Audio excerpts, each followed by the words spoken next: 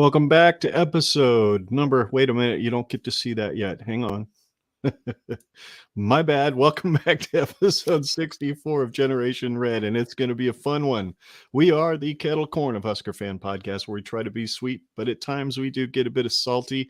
It's not much to be salty about tonight, folks, because we won. I'm Ken. And I am Scott. Go Big Red.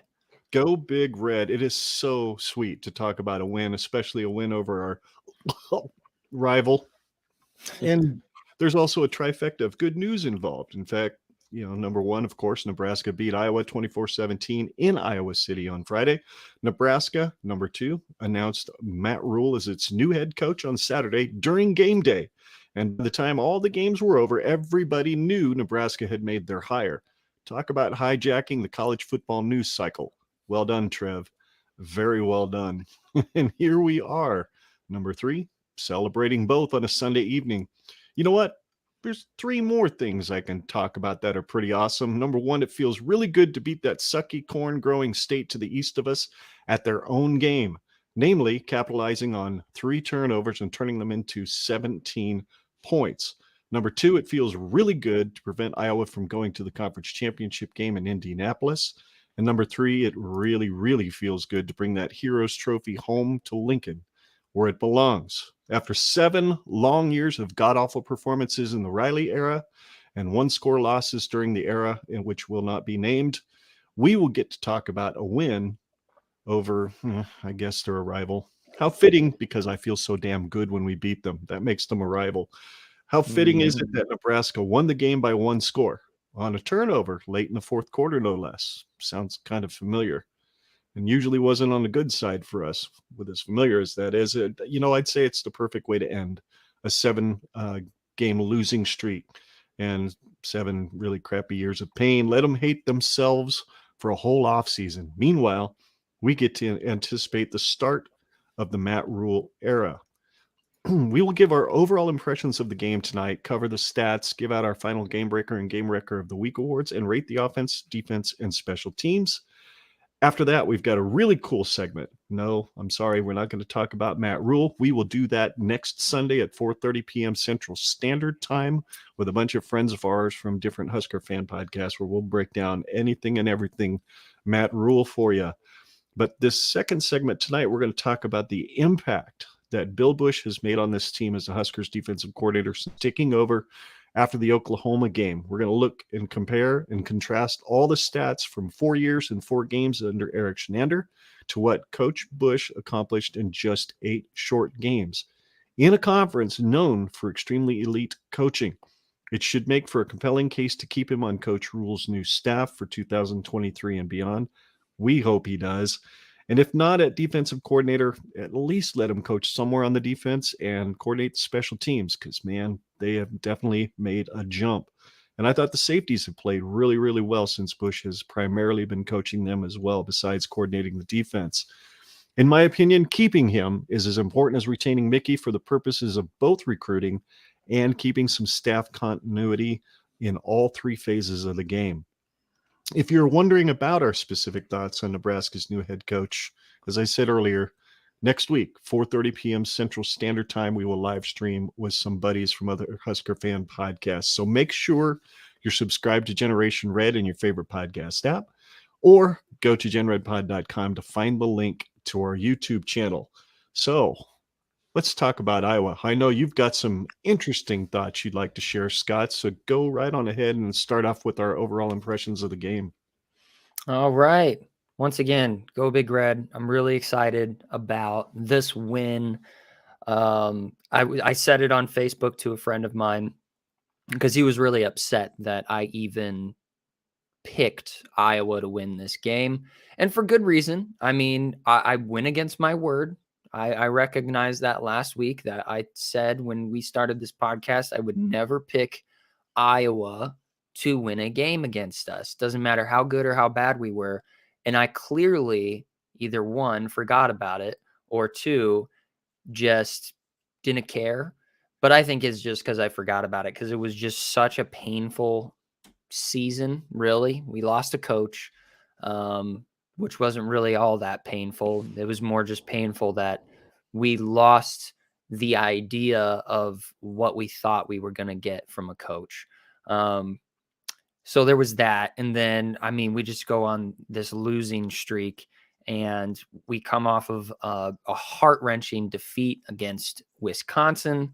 And when it's all said and done, I just couldn't stomach the idea of thinking we could win one more game. I really was just looking to the offseason. But my goodness, I couldn't be any happier about being wrong about a prediction. I mean, shoot, I will gladly take an L on any take I make for any games that we ever play where I pick us to lose and I'm wrong. I will gladly take that. But unfortunately, what that means is that from the time that we joined the Big Ten, I have never once in my mind walked into an Iowa game with the mindset that we were going to lose until this game. So what does that mean? I don't know. Sure sounds like a jinx to me.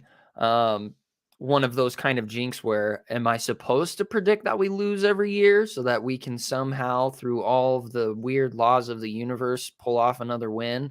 I hope not, because, yeah, I think I'm going to recommit. I'm going to rededicate my life to serving the Scarlet and Cream against our rivalry against the Chitty Corn State.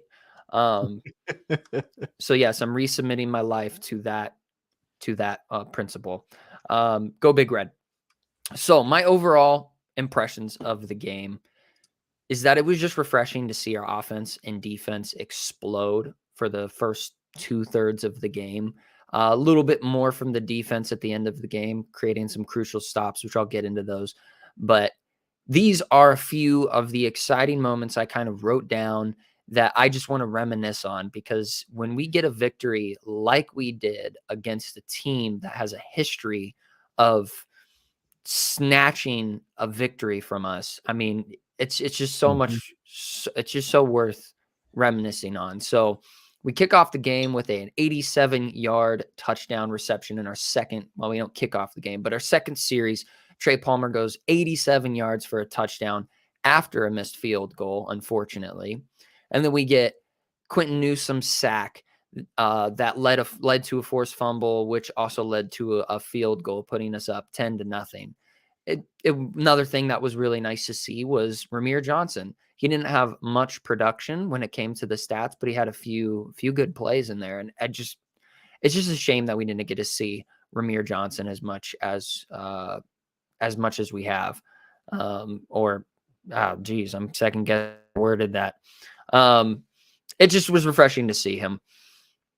Iowa going on an almost 7-minute series, only to have Ativa Mauga-Clements cause another forced fumble that led to another Trey Palmer touchdown. We get a huge third down sack by Caleb Tanner, which was just explosive. I mean, I think that was the play where they go over the replay and the right offensive tackle just did a full Nebraska. He's staring right at Caleb Tanner, and then he turns to the left and looks at a ghost. There's nobody there. And so Caleb just runs right past him and gets a huge, huge sack. We have a failed series, or we have a failed first series of the second half, only to immediately force another turnover during that point. That would lead us to the last. Oh, did I get something screwed up here? Yeah, I wondered what happened. So when I was writing my notes, here we go. What happened? When I was writing my notes, I was doing some editing and some typing and whatnot, and I accidentally hit some buttons and some things shifted around. And I felt like there was a few lines missing from my second point that I made, and that makes perfect sense. Somehow it moved itself right smack dab in the middle of my first point. So disregard that. So huge stack by Caleb Tanner, and then that would lead us to the. Oh my gosh, what is all messed up? Wow, I royally screwed this up. My goodness. So my notes are all screwed up. Anyway, So let's see if I can still keep this in chronological order. Probably not. Marcus Washington snags up a TD right at the goal line during the final. What in the world? Okay, yep. During the final 2 Half. we have Yeah. two defensive stops that seals up the game that gives Nebraska their first win against Iowa since 2014. Once again, guys, I sincerely apologize. That is all messed up. Things are just not where they're supposed to be. I don't know how in the world that happened, but we will just take an L on that one as well. So yeah, great first half. Going into the second half, we score essentially the final points that we can. I believe that was Marcus Washington getting those last points of the game. And then we get two huge defensive stops that seal up the game. Those were pretty much the highlights. What did you think of just some of the huge moments of the game? Like, what was going through your head when we had some of those explosive moments? Well, first off, right out of the gate, you don't need to apologize for picking Nebraska to lose because we ended up winning. So maybe, as you said earlier, you need to keep doing that as much as it makes you gag when you do. And what I'll do is I'll keep wearing this because that's what I was wearing on Saturday or Friday, and it was the very first time I ever won that particular combo of fashion items, if you will. My $3 hat from Bellevue, Kansas, and my $9 shirt from Walmart here in Lincoln. So I think that's a good combo. I think I should stick with it. And you should stick with, as hard as it is, maybe that's what did it. I'll wear that and you pick us to lose. Pain. You're right. Those big moments, man. And there seemed to be so many of them, and so many of them that went our favor. For example, referees. I mean, there really wasn't a whole lot of difference in the yardage and penalties, but man, it seemed like every review came out to our favor. Much like the Wisconsin game, it seemed like it was Iowa shooting themselves right in the foot. And I hate to steal one of your points later, but that's what they did. I mean, they were making the mistakes we usually make in these games. And, just to go to a point and this is kind of struck me on Saturday when I was listening to, earlier today when I was listening to the entire segment on Game Day, which I never watch, but because Matt Rhule was on there, I watched it. And he made a point of saying that he congratulated Mickey Joseph, said he's done an absolutely outstanding job with the team. And then he did mention Scott Frost. He said he's had great respect for Frost and that he considers him a friend. And he said the one thing Frost did was he had those guys ready to work and they never gave up in a game in spite of the record. And he's right. Kids never quit on them. I remember watching teams quit in 2007, 2017. So those are absolutely true. And I think Rhule's going to come in and take that never say die, never quit attitude up a notch. But I said we weren't going to talk about him today. My apologies there. Big moments in the game for sure. The big time catch by Palmer and that huge throw by Thompson. I was fiddling around with the TV and trying to sync up the audio on my phone so I didn't have to listen to the morons on BTN call the game. And I finally got it synced just as Palmer caught that ball and heard Greg Sharp, caught, he's going to go, and all this. And I'm losing my mind. Your mom's losing her mind. And it was like, oh, cool. We get to, but then we still had to keep syncing it up the rest of the game because seemed like every hour BTN decided to just stop playing the game on YouTube TV and we'd have to reset the TV and all that stuff. So those were huge moments for me, was fiddle farting around with the TV and trying to get it synced up with the radio. Missed the second touchdown to Palmer because the TV was out. We heard it obviously on the radio, but we didn't get to see it until I watched the highlights later. But for me, and this is kind of my last bullet point, I guess it's a good time to ask this question. Without Trey Palmer, does this team put up 24 points? And I asked that just simply in light of the fact that come next year, number 3 is not going to be on the field. He's declaring for the NFL draft. So that's kind of a big question I have in my mind. Would we score those 24 points without Trey Palmer? I think we would, because we had got some really good field position on turnovers. and Marcus stepped up in some big moments. Alante had a couple of key catches. So anyway, to me, the biggest thing for me in this game was it was just a tale of two halves. Great first half, dynamic on offense and defense. Second half, struggling to hold the lead, but at least this time they did. So that's really, for the overview of the game for me, that's really it. That's all I really need to say about it, because it was exactly what the game needed to be. Win a close one, prove themselves they could do it, go into the offseason with a new coach coming in going, okay, now we're really ready to work. Anyway, I know you've got some more to say, so go ahead. Yeah, and you kind of said something that segues right into it, where you said we won a close game. And one of the things that really set in was you could definitely feel the momentum shift throughout the second half, where it wasn't a close game, 24-0. And then it ended up being a close game, which was just the most Iowa versus Nebraska thing that could possibly happen.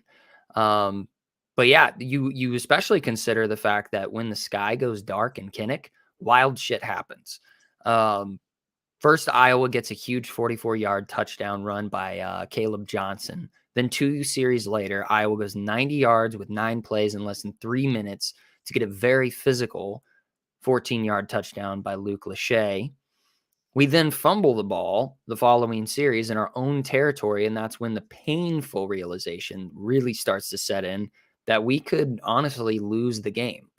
Because up to that point, I was still kind of just sitting there on the couch at my in-laws' house, and I was just sitting there like thinking like, this is too good to be true. Like 24-0. This is too good to be true. And when Caleb Johnson popped off that 44-yarder, I mean, it kind of was just like, is this a thing that's going to continue to happen? And then Luke Lachey, and then you're like, oh boy, now I was only 10 points behind. So yeah, luckily, what is it? We fumble our ball into the territory. That's when the painful realization sets in that we could possibly lose this game. But luckily, we get a huge stop, and Iowa only walks away with 3 points. At this point, with a 24-17 lead with 5.5 minutes left in the game, I'm feeling absolutely sick to my stomach. As not only does Iowa only need 1 touchdown to tie the game and likely to go into overtime, but the announcers kept mentioning over and over that this would be the biggest comeback win in Iowa football history. And I just seriously felt in the pit of my stomach that nothing would surprise me more, especially with this season and previous season considering, to witness that happen. However, that was not the case.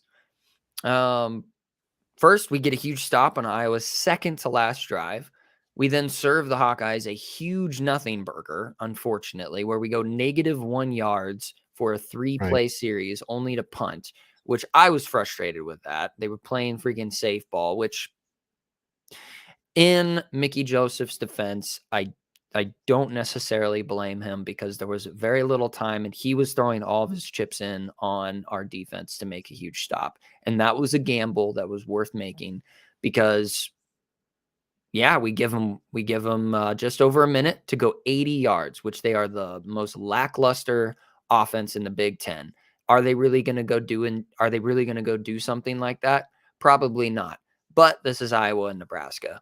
For the last 7 years, Nebraska has been notorious for snagging defeat out of the jaws of victory, whereas Iowa always finds a way to scrap a win.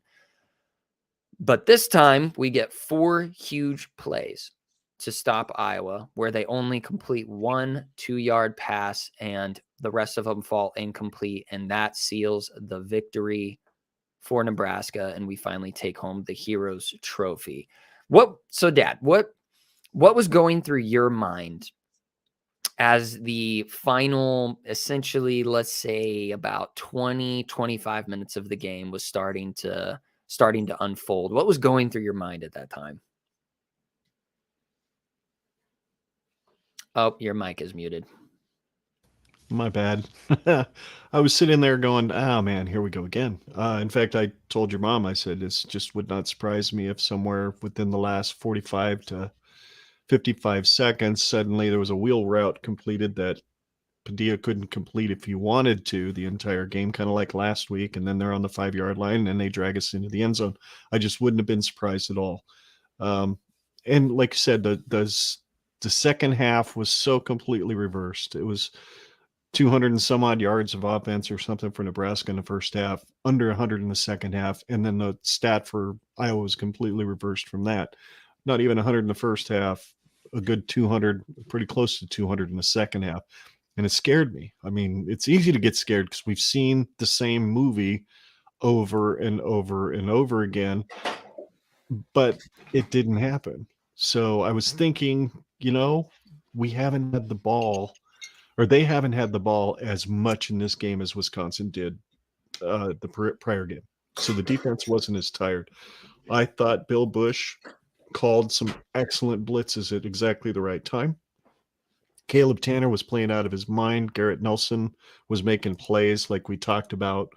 I don't remember if we talked about it before we started streaming or after, but that punt that was muffed, that Garrett Nelson was the guy that got down there first and knocked that guy away from his own muffed punt, so that whoever it was, Mauga-Clements or somebody, got down there to recover it. Yep. It was incredible. I mean, that's just effort from up and down the roster. And I can say this for sure, that I never saw a lack of effort in any of the games we lost this year. I saw these guys play their guts out. This time it worked. This time the offense did just enough to keep the defense fresh enough that those last 25 minutes, while nerve-wracking, I had a better feeling than I did, well, against Wisconsin. Wisconsin, I just knew they were going to lean on us. And but with this one, I was like, it's Iowa. Their offense isn't quite as good, and it's Padilla or whatever they call him, Armadillo, whatever his name is. So that's kind of what I was thinking. 25 minutes to go in the game. Well, here we go again, especially those last 5, like you said. Scare the living daylights out of you, right? You're just not sure where this is going to go, especially with the way the offense was basically just trying to play keep away. Melt the clock offense is what I called it. And it worked. Thank God it worked. So anyway, that's really all I've got to say. I know you've got one more point you wanted to make, which I kind of stole some of the thunder on. I apologize for that, but go ahead. No, you're good. To pretty much finish off the overall impressions, I will kind of repeat some of the things my dad said and just really stress the fact that, I mean, like I said, I think I already said this either before the podcast or during the podcast. I don't remember. It overlaps too quickly. For the first time in the Nebraska-Iowa rivalry, I felt like we finally weren't the team with a gun pointed at their feet. Iowa made huge mistakes, like not prototypical Iowa things. Iowa doesn't beat themselves, and they beat themselves. And we made, it was very exhilarating. Like, it was very exhilarating to watch. Like, I couldn't believe what I was seeing. But yeah, I'm just stoked. It felt really good going into Saturday with a W, especially considering how great of a weekend of football we got to witness on Saturday. Just crazy football games. So that's pretty much it. I think my biggest takeaway was honestly the fact that Iowa wanted to shoot themselves in the foot, and Mickey Joseph wasn't scared of Iowa's defense and was completely willing to throw bombs down the field and kind of mix things up a little bit. There were still some things left to be desired, but it's the last game of the season, and it's a W. That's a W. So, what do you say we roll into some of the game stats, key stats, really? Yep, absolutely. The same stats we usually go through every week. These are the ones that really make the biggest difference in the game, and at least in our opinion. And it wasn't a complete domination by Nebraska. Nebraska won 5 of the statistical categories, while Iowa won 3 of them. Nebraska had 17 first downs to Iowa's 18.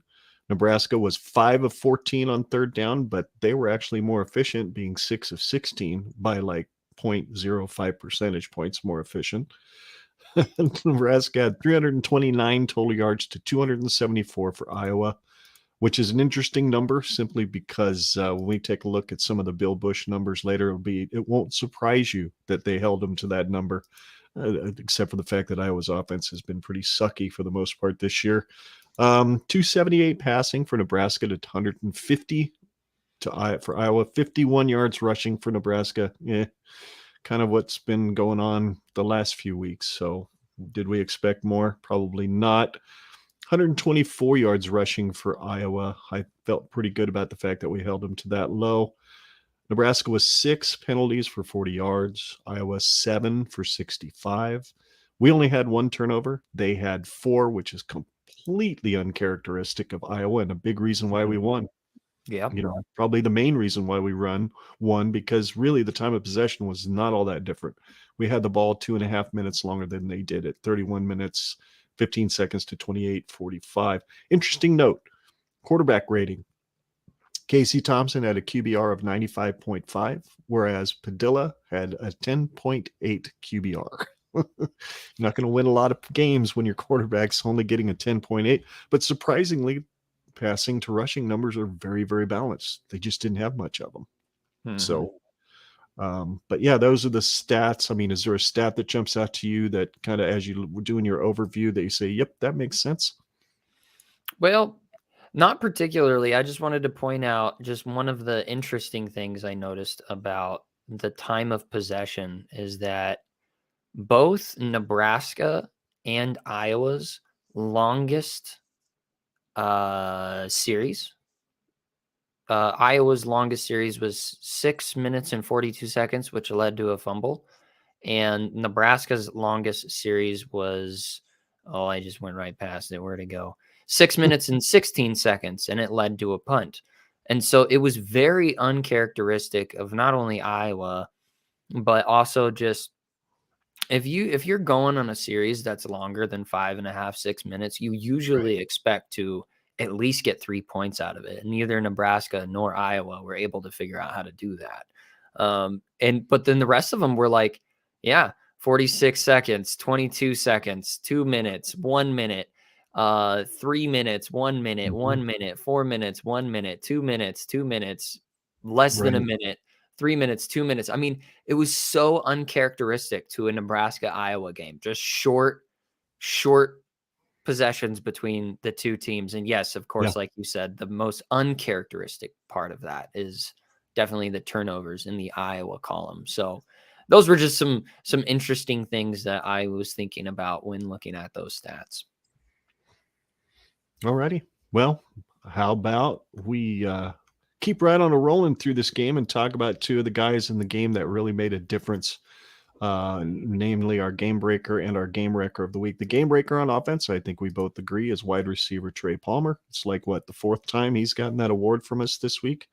9 catches, 165 yards, averaged 18.33 yards per catch, and 2 touchdowns. He ended up breaking the single season record for receiving yardage that was held by Stanley Morgan Jr.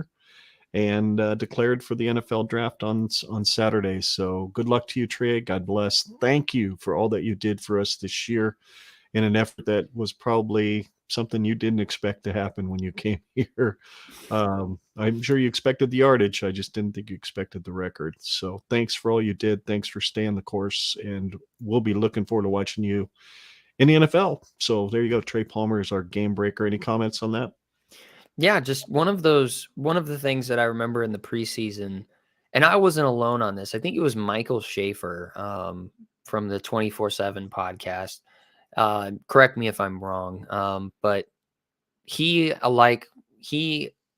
and many other people, to include myself, thinking about Trey Palmer coming here from LSU. I mean, there wasn't really much you could judge on the guy that would have led you to believe that he was going to do what he did, other than the fact that he was just a quick son of a gun.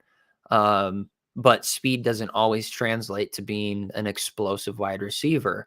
you kind of have to have elusiveness and you have to be able to break yourself off of blocks. And Trey Palmer found ways to do that and had an absolute breakout season with Nebraska.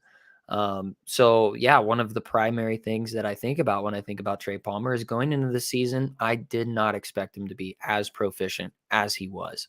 And my goodness, am I thankful for that. What a surprise. What a wonderful surprise, really. But yeah, like tons of people on Twitter are going at each other's necks, because I think Michael Schaefer was the one that or not Michael Schaefer, Michael Bruntz, I think, is the other guy. One of the guys from the 247 podcast. I don't remember who it was, but somebody found an old tweet that he said where it was like, I don't think Trey Palmer is going to really be all that much of an effect to our offense. And then there was a bunch of other tweets that I was seeing retweeted from like April or August or July that were just like people saying, I don't think he's going to be good. It's like, do you really honestly think that anybody on planet Earth is a true Nostradamus and can predict such a performance from somebody from a stat line standpoint? Really it didn't stand out in any remote way. So congratulations, Trey Palmer. Seriously, congratulations if you find yourself listening to our podcast because the season's over and you can afford to actually take some time to look at media. Seriously, bro, that was some crazy stuff that we got to witness from you this season, and I wish you the best of luck in the NFL. Hope you get a fat contract, and maybe you can get drafted. No, you want to get drafted by, well, maybe he could get drafted by the Packers, and then he and Samori Toure can light up the world at the Packers. So yeah, awesome. Good game breaker of the week. And honestly, we could just say game breaker of the season, really. Yeah, absolutely. Absolutely. MVP of the season for sure. For me would be Trey Palmer. No doubt about it. And you know what? He could end up at Cincinnati and line up right there with Stanley Morgan, whose record he just broke. That'd be sick too. That'd be all right. Have him catching passes from Burrow. That'd be awesome. That'd be awesome. Hey, reunited with an old teammate too. So, game wrecker, the guy that tore stuff up on defense on Friday night for us is linebacker Ediva Mauga-Clements, starting in place of the injured Luke Reimer, made his presence known. No doubt about it. 6 tackles, 6 of them, all 6 of them were solos. He had a sack, 2 tackles for loss, and a forced fumble.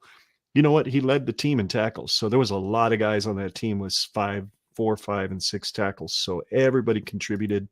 It was really a lot of fun. The defense had a total of 3 sacks, 6 quarterback hurries, and 3 of them were by O'Shawn Mathis alone. So while his sack numbers haven't been there, he's affected a lot of plays this year. And they had 3 passes defended overall by the defense, which is passes that are either knocked down or tipped. So outstanding effort by the defense, but especially Ediva Mauga-Clements, or Ediva. I don't remember how he says that, but damn, he was everywhere, and he's not afraid to hit. That's what I love. He reminds me a lot of Hausman, and the fact that when he hits somebody, they generally go sideways, except for Lachey when he dragged him and Hartzog, and I think it was Hausman into the end zone with him. So that kind of pissed me off, but hopefully that rock of a gentleman you showed me in a picture earlier, who's coming to be our strength coach, which we'll get to next week, will make a big difference in that area. So just a teaser. Just teaser. Dude looks like you don't want to piss him off. That's for sure. He's got more weight in his veins than I've got from my total body mass. Yeah, no kidding. Man alive. Veins are bigger than my kneecaps. Yes, indeed. Yes, indeed. So to kind of wrap up talking about the Iowa game, I mean, I hate to do it because this has been so much fun, but I think it's really going to be fun when we get to the next segment to talk about just how incredible Bill Busch has actually been this year. But we'll just first, before we get to that, let's go ahead and rate the team's performance on offense, defense, and special teams. I'll kick this off real quick and just say I gave the offense a 7. I would have given it an 8 if they had been able to produce a little bit more in the second half. But that first half was so dynamite that, to me, that first half deserved a 9. And then I probably gave the second half somewhere between a 5 and a 6. I kind of landed at a 7 overall.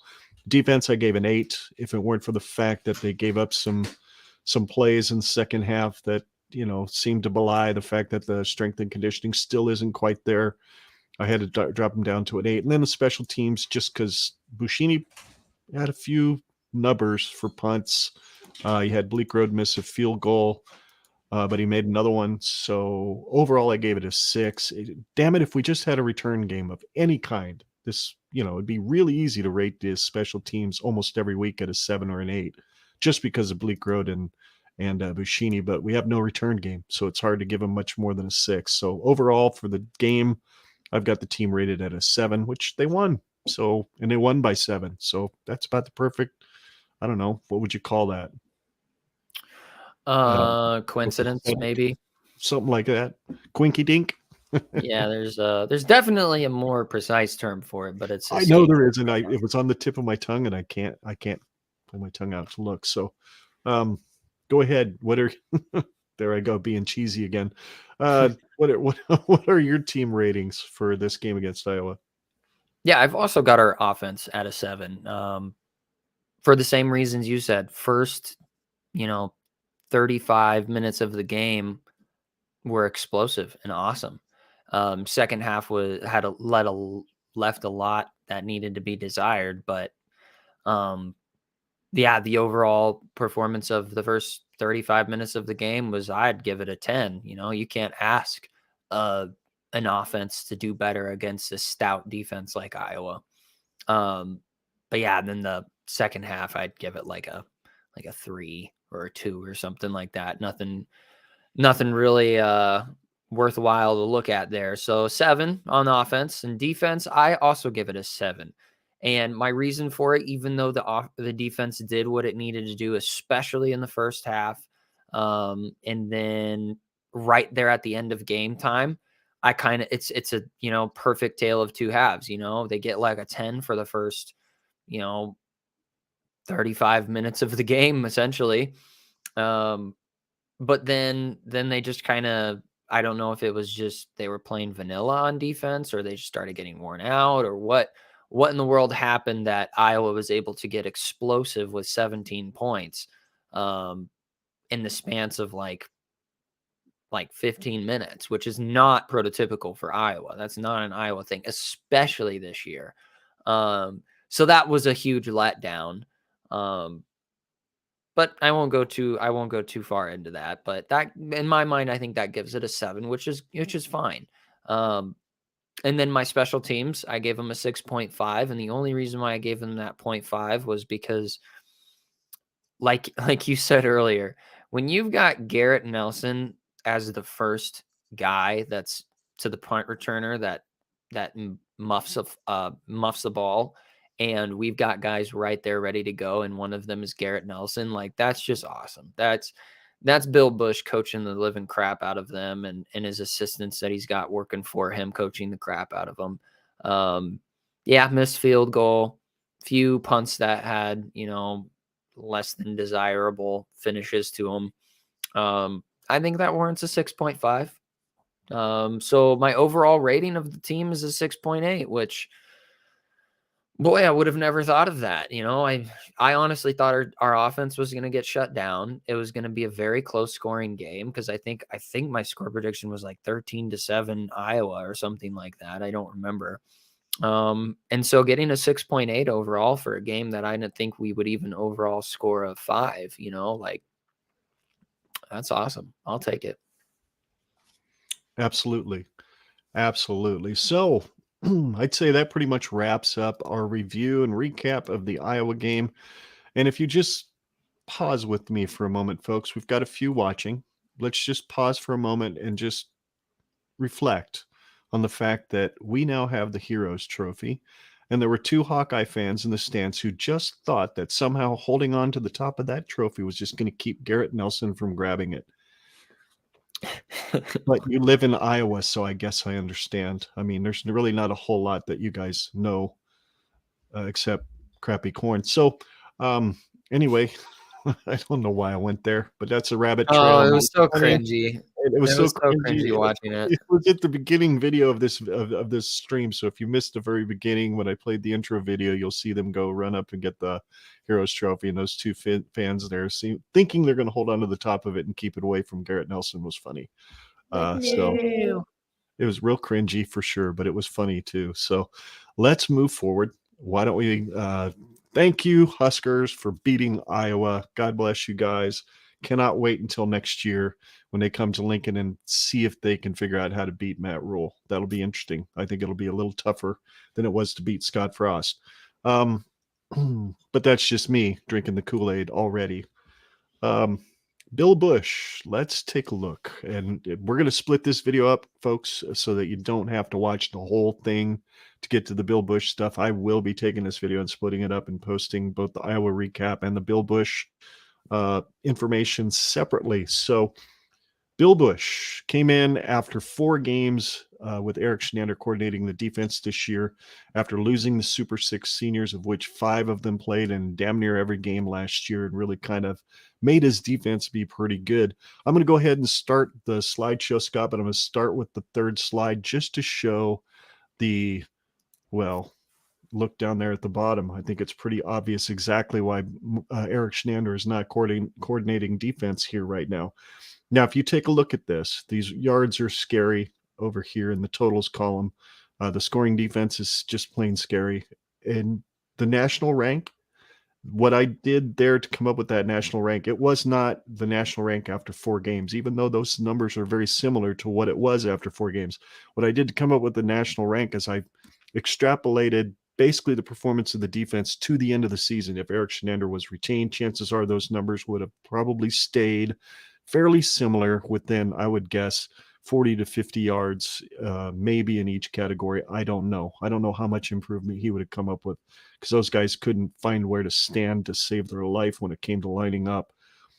So if he would have stayed around, chances are we'd have been ranked right at the bottom. 124 in scoring defense, 125 in passing defense, 128 in rushing defense, and 130th in total defense.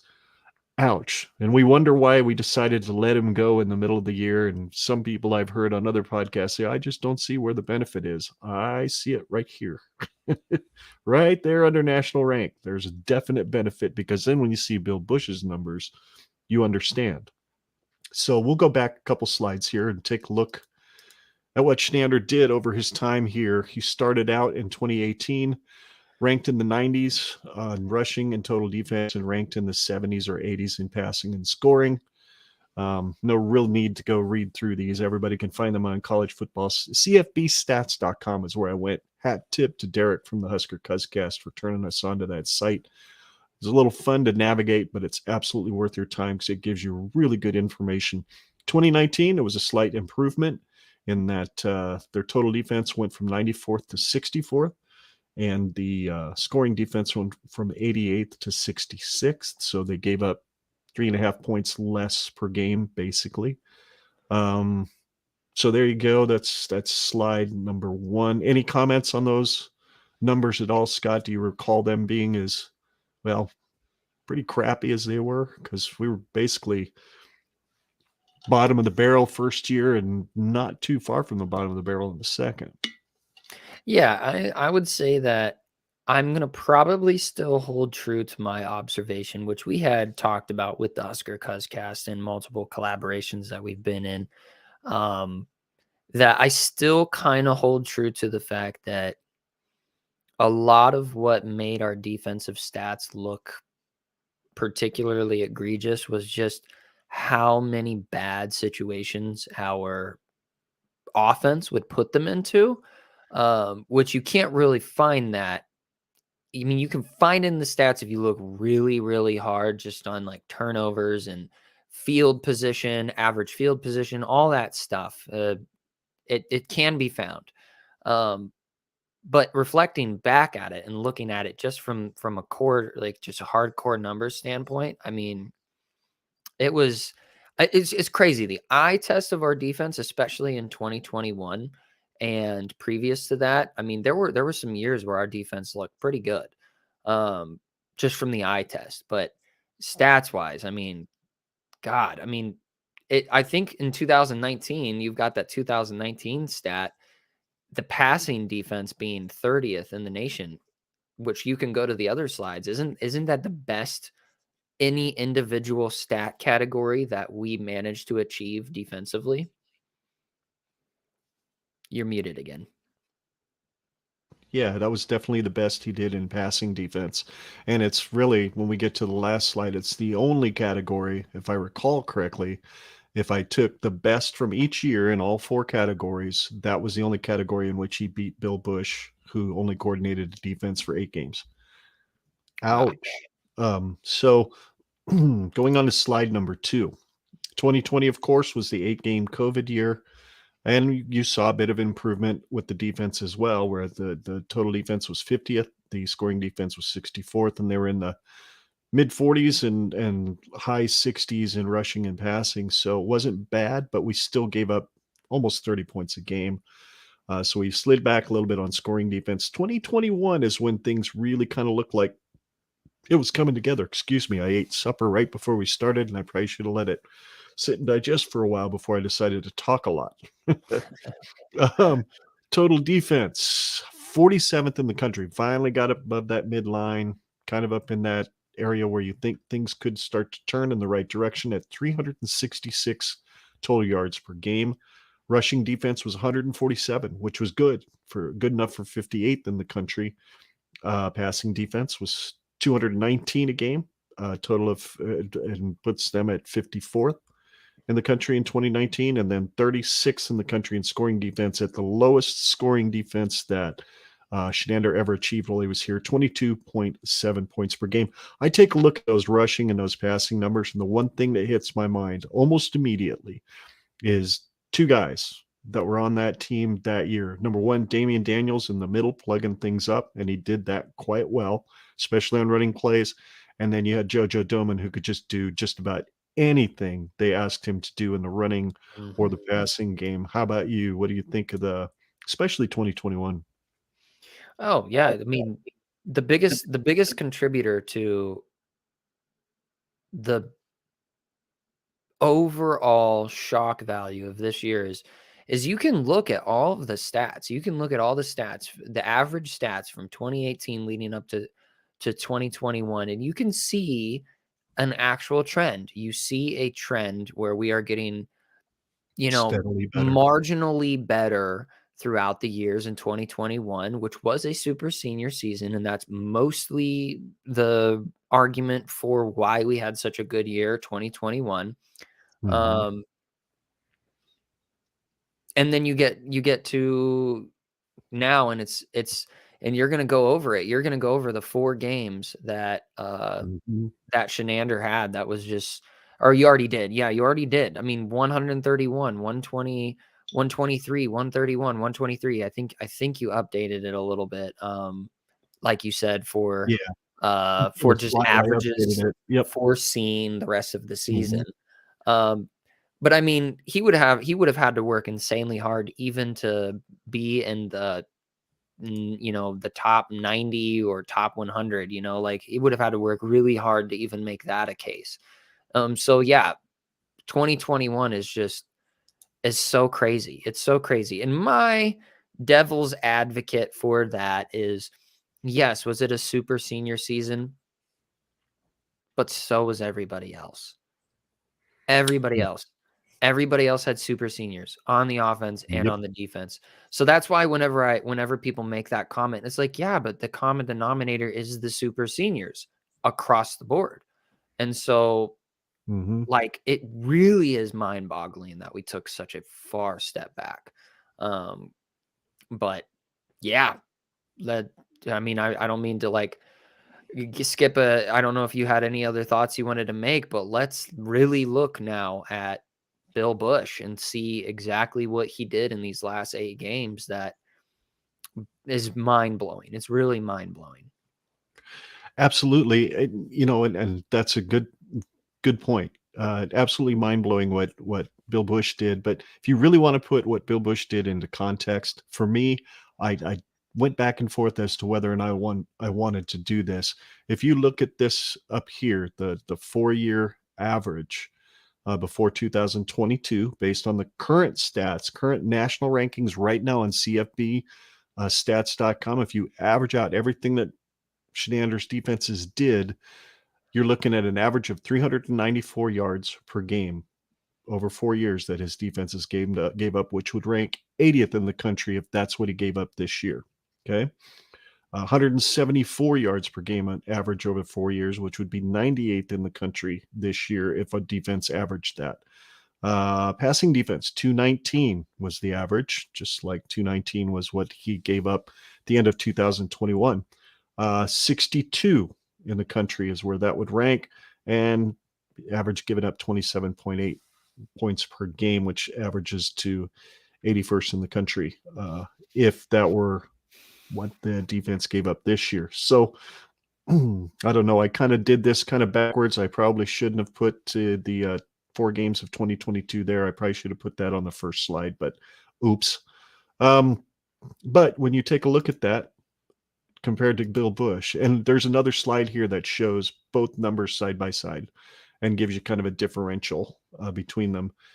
Bill Busch, his defenses, and this is with that whopper of a game against Purdue and the 400 and some yards that we gave up to Minnesota included. Total defense of 365 yards a game, ranked 53rd in the country. 167 yards given up on the ground per game, which is 89th in the country. Not great, but there was a lot of leaky yardage there too. Guys just not getting dudes to the ground. Passing defense, 198 yards per game, which is pretty incredible considering they did play Purdue and they threw the ball a lot, which is 26th in the country. And then 23.6 yards or points per game, which would rank 46th in the country. If this, and this, again, this national ranking numbers that I've got is if Bill Busch coordinated the defense and came and ran a defense similarly in the first 4 games, I kind of assumed that we'd be right about here for these totals. So pretty impressive, pretty impressive. If you take a look at just the total yardage and the total rushing yards, the total passing yards, total scoring added all together between the 4 games of Shenander and the 8 games of Busch, it's shocking how much better Busch's defenses were. Shenander gave up 2,056 yards, total yards in the 4 games that he coached. And one of them was North Dakota, for fart's sake. And the other one is 1-11 now. The only win being us. So we gave 514 yards or some crap like that to those guys. Bill Busch's defense only gave up 2,917 total yards in 8 games, which was differential of 861, more yards than just incredible what he was able to accomplish. 934 rushing yards is what Shenander's team gave up in the first 4. Busch takes over, simplifies things a bit. 1,335 yards is what we've given up since then. Just wow. I mean, 1,182 or 1,122 passing yards in 4 games. That's just inexcusable. Absolutely inexcusable for a Big Ten defense to give up, especially to Georgia Southern and North Dakota and teams like that. 1,582 over 8 games for Bill Busch with a 460-yard differential between the 2 over 8 games. It's just incredible numbers. Still not the greatest rankings in the world when it comes to rankings among the national, all the teams in the nation, but holy crap, it's still better. You know what I mean? It's just better. 142 points was scored on this defense when Shenander was running the show, and only 189 points were scored on Bill Busch's defenses. Granted, Shenander probably would have figured some things out when it came to playing some teams that have been down this year, like Wisconsin. I mean, Minnesota hasn't exactly been a world beater. God knows Iowa hasn't. So who knows? Maybe he would have figured some things out and it would have been a little bit better, but I think we were way better off having Bill Busch coordinate this thing. What do you think of some of this stuff that I've got there? Does it make sense as to why Mickey said, nah, numbers ain't adding up, you're out? In fact, the problem was, I think the numbers were adding up to way too high. So he had to let him go. Anyway, go ahead. Your thoughts on that slide there. Yeah, I mean, you look at the rushing yards and the passing yards between 4 games with Shenander. I mean, that's like 200 yards of rushing a game average, and that's like 225 yards passing per game. I mean, yeah, and then you just look at the total scoring 142 for Shenander for the first 4 games and 189 for Busch for the last 8 games. Now, like you said, you can add the context of we didn't necessarily play world beaters offensively throughout the season, throughout the second half of the season. But I mean, we did play Michigan, who just hung a crap ton of points on Ohio State. And we just, we played a Purdue that was really, really explosive on us the whole game. So it's not like we were playing just absolute cupcakes, but my God, what an insane difference. And the next slide you've got a side-by-side Bill Busch versus Shenander. Yep. Yes, exactly. Okay. So on the very That's what left I want to here, see. for folks who are watching, on the left are the numbers for the 4-year average of Shenander running the defense. Okay. Those are the average numbers each year, or the 4 years added together, averaged amount divided by 4, all that good stuff. See, I do know how to math occasionally. Best stat is on the very far right, is the best stat in any one of the 4 categories over those 4 years, which, as you can see, those of you who aren't watching, sorry, I will try to go through these as detailed as I can. And then in the middle column is the numbers of total defense, passing, rushing, and scoring that Bill Busch's defense did in 8 games. Same players, same assistant coaches. The only dude that changed was the guy calling the shot. So 4-year average for Shenander was 394 yards of total defense. Busch over 8 games, 365.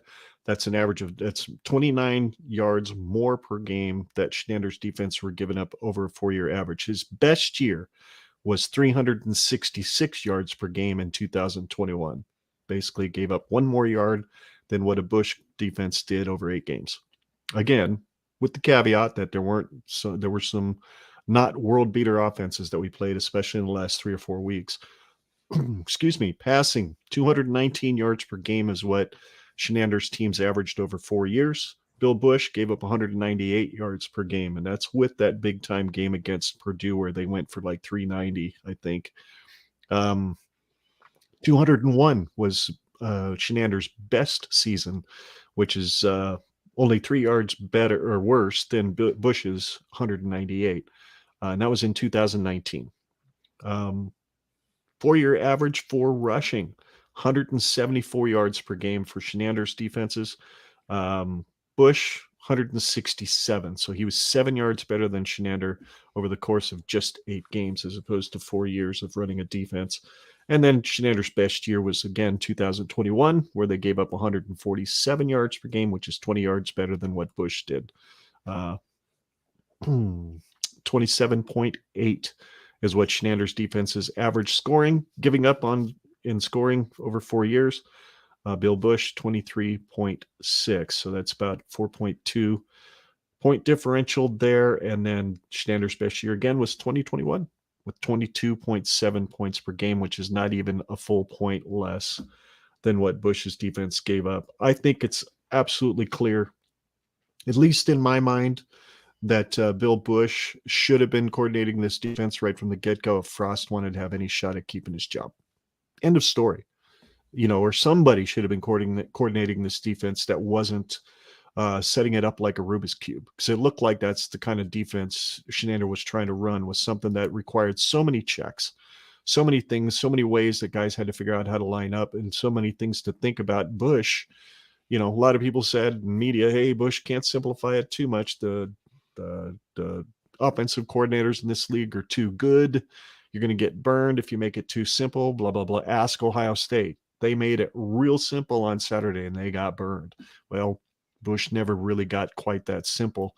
And now And I know I said it after the Michigan game, and I will retract what I said about our defense in the Michigan game. Maybe, just maybe, damn it, Bill Busch was that good, and Michigan really couldn't do a lot, and they didn't necessarily call off the dogs. Maybe it was just Busch making sure that nobody really broke something big. I mean, what, that 42-yarder by the running back against Iowa was one of the biggest plays we've given up in, 5-6 weeks? Mm-hmm. So hats off to Bill Busch. Thank you, sir, for your time, for your effort, for what you did for these kids to help them be that much better than what they thought they could be 4 games in. Because holy cow, talk about a confidence job he had to do on those guys to build their confidence back up. Because it's incredible. What he accomplished is just incredible. Consider this, and I didn't put this on the slide, and I apologize for that. After the Purdue game, when we gave up 391 yards through the air, nobody cracked 200 yards through the air on us the rest of the year. Illinois didn't, Minnesota didn't, Michigan, Wisconsin, or Iowa. Nobody passed for more than 179 yards against us the rest of the year. That's incredible. That is really incredible. So That's nuts. yeah. And I would have never expected anything like this after the OU game. Oh, no kidding. No kidding. I thought, oh, Lord, this is going to be long, hard. And it still was long and hard to watch, but at least the defense wasn't killing us, Yeah. I have to admit, I got past Purdue going, Lord almighty, can we just rehire Frost as offensive coordinator interim? So at least we can come up with a running game? Maybe. I don't know. But yeah. Anyway, that really was good for the soul to look and research all that, just to say, did I really see what I thought I saw? And while you look at the rankings, they're not stellar, but maybe, just maybe, you give Bill Busch, as good as he recruits, a shot at still coordinating this defense with some different assistants that maybe come up with some different schemes that are a little easier to run but are harder for the offenses to figure out. Maybe, just maybe, we've got ourselves a hell of a defensive coordinator already in the fold. But again, that comes with the caveat, folks, that I've been working on this podcast all day. I have not kept up with the news on what Matt Rhule is doing with any of his assistants. I know he's at least according to my wife, who updated me from her phone earlier this afternoon, that he has hired his old cornerbacks coach from his days at Temple, and I believe at Carolina as well. So I'm not sure what that means for Travis Fisher, but I do know that much. And Scott did send me a picture of the new strength coach, and would not want to piss that man off, as I said earlier. So I think that pretty much. Do you have anything else to say about Bill Busch and this defense? And God, I hope he stays. I really hope Rhule finds room for him on this staff. I think it'd be great for continuity in the team. No, I agree. I hope he stays, and I know that Mickey and Bill have got continuity from their time at LSU, so I think it would really be a valuable piece to place in the program to keep him here. I don't know if it's very likely at this point, but I really hope so. Yeah, I mean, I want to say lights out performance, but phenomenal performance by Bill Busch. Thank you so much for turning the complete and total mindset around from these guys and digging deep into their psyches and figuring out how to scrounge up some gritty behaviors, because they really did. They were a scrappy defense, to give them a cliche term. Thank you, Bill. Really appreciate it. Crazy season. What an absolute bonkers season. Full of weird. Yeah. You know what? Absolutely. We just got an interesting comment pop up here from one of our video viewers, which we've had more tonight than we've ever had on a show. So that's pretty awesome. There you go. Matt Rhule, I guess somewhere, maybe in the media, said that Mickey asked to fire Whipple early on, but was denied, which kind of surprises me because he was allowed to fire Shenander. But anyway, wouldn't surprise me. Wouldn't surprise me if he wanted to do that. But anyway, wow. Bombshell, breaking news. Yeah. Yeah, I haven't seen that. So that is very interesting. Yep. Interesting news, Theo. Thank Yep. you for sharing that. Yeah. I'll have to dig Thank into you, that. sir. I'm curious. Appreciate it. I'll have to see if I can find something out there about it too, and maybe that'd Yeah. be interesting context to throw into our next stream next week when we do actually talk about Matt Rhule. Yeah. And I haven't been caught up on social media today either. I've been running around doing groceries, meal prepping, and eating food when I can. I slept in way too late today. I slept until like 11. It was a terrible idea. Oh, but it's also because I stayed up till like 2:30 in the morning, which was also a terrible idea. So I was up till like 12:30 myself. I shut the TV off. I got done with whatever game I was watching. I don't remember because I was still prepping for the show.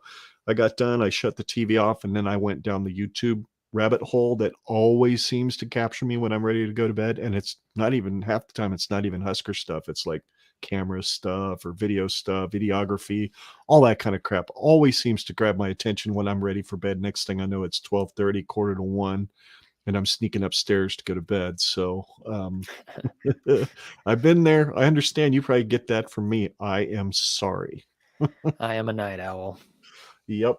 You definitely got it from me because I still am, even at 50 some odd years old.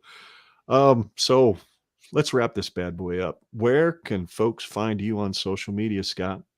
Hi, folks. You can find me on Twitter at ScottGenRedPod. That's Scott with 2 T's. The second T is silent. So you can find me there to find all things Husker. Sometimes a few dad jokes thrown in there. Nothing really too crazy. I'm just about to get to 100 followers, which would be pretty neat. Trying to play catch up with my dad, who's got like 800 or something like that. So got a little ways to go. Yeah, you can just follow me there. Follow all things Husker, and tweet at me if you have any comments, questions, or concerns about the show. Well, there you go. We got some context for that comment. Virzel was on Husker Hangover on 11/26. So, all right. Thanks, Theo. I will check that out right after this. Yeah, really just throw a comment back up there to Theo. Is that a podcast? I'll have to look it up and see if that's what that is, because I certainly wouldn't mind watching that. God knows I've had a few hangovers in my life, so mostly from Husker football games. No, not anymore though. Not anymore. That's another life change, but that's for another day. Somewhere down the road, we'll talk about that. But anyway, you can follow the show on social media by going to genredpod.com. Click the links at the top of the page. Make sure you subscribe to this channel so you can see all of our past content, and then ring the bell so you don't miss anything in the future. Also, do us a huge favor, like this video, as it helps the stream get out to more Husker fans who are looking for stuff like this. Also, search for Generation Red on your favorite podcast app to listen to our audio show. Make sure to subscribe, and then take a few minutes to leave us a rating and a review. We would deeply appreciate it. Theo says that was a show on YouTube. So there we go. Guess I'm looking for that, Theo. Hey, thanks, bud. Appreciate it. We appreciate you watching, man. Mm-hmm. Means a lot to us. Absolutely means the world that you're watching. We will do, as is scrolling along the bottom of the screen there, a very special show about the Huskers' new head coach, Matt Rhule, next Sunday at 4:30 p.m. We will be joined by, at least at this point, I know for sure, Andrew wants to from Big Red More, as well as Brian from Husker Army Podcast. And I'm going to try to get a couple other podcasts involved as well. Honky, you up for it? Sure hope you are, because I'm going to bug you about it. And it should be fun. Looking forward to what we might expect from a Rhule coach squad. We kind of wanted to do one of those today, guys. I reached out to some of the guys out there, and everybody was just kind of like, we're kind of busy. And I got to thinking, why not wait until next week? Won't be striking like while the iron's hot, like most folks are doing, but we're going to know what the staff is for the most part. And we'll be a day away from early signing day. So it should be a fun time to talk about the future with Matt Rhule at the helm. Agreed. And then 2 weeks from today, we will do our over-under game results show with Justin, Derek, and Tyler from the Husker Podcast. Make sure you don't miss that one. It should be an absolute blast. And then we're going to take a break until after the first of the year, when we will continue our once-a-month Big Red Roundtable shows with the Husker Podcast and hopefully some other Husker Fan Podcast will jump in and get involved as well. We'll do those once a month until August of 2023 when we start previewing the new season under Coach Rhule. That pretty much wraps this thing up. We really appreciate everybody watching and listening. He's Scott. I'm Ken. And together we are not just Generation Red. We're family. And we're here to remind ourselves and you every single week that there is absolutely no place like Nebraska. Iowa's corn especially sucks. And go Big Red. Absolutely. Hey, welcome to Husker Nation, head coach Matt Rhule. And we will talk about you next week, and we'll see the rest of you right there on that stream next week as well. Go Big Red.